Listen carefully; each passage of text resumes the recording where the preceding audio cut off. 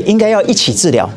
所以在国外的建议的话呢，其实如果像是肥胖的患者呢，生活形态的处理也很重要。刚才讲的这个就包含在减重里面，还有我们的这个生活习惯啊、睡眠习惯啊，这些都必须饮食啊、运动啊，这些都必须一起治疗。